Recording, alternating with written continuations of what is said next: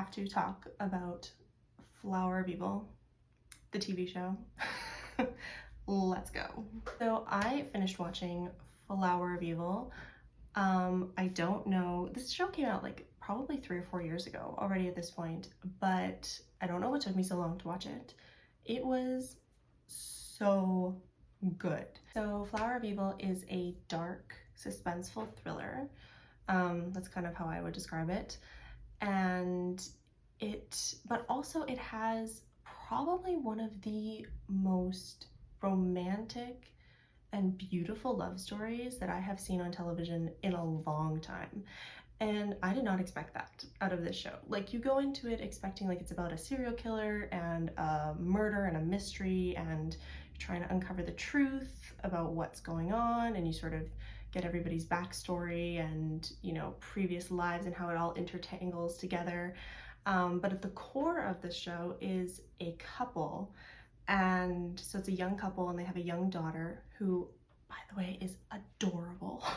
She is so cute. She's so cute. She stole my heart every scene she was in. But it's about this couple, and sort of they are in the middle of this investigation and the drama and the murders that are taking place.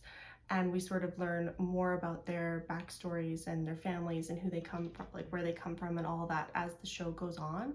But the core of the story is their relationship and sort of how they're navigating this together, and the idea that, you know, you could love someone and be married to someone and maybe not know everything about them, and you're sort of uncovering this as it goes along. And it just, the way it was told, they don't give you a lot of information, especially at the beginning. Like, they don't spoon feed you the story. There's a lot of things, probably for the first, I would say 5 or 6 episodes, that I was confused about. I didn't understand like why certain characters were acting certain ways, or why this was happening, or that sort of thing. And you have to have a little bit of patience. The story definitely keeps your interest, but answers come as you learn more about the characters and what's going on. And I liked that. I liked that it was almost a bit of an uncovering of the mystery for me as well as I was watching it.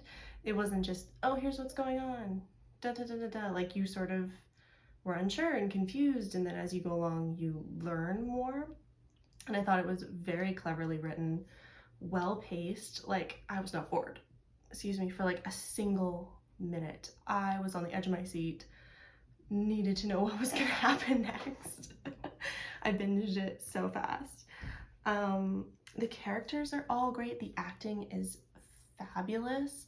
And the main character, Lee Jong-gi's character, he has a very interesting sort of character trait that they explore a lot of, and the idea of someone maybe being like less emotionally attached or having issues with their emotions, like emoting actually, or feeling emotions.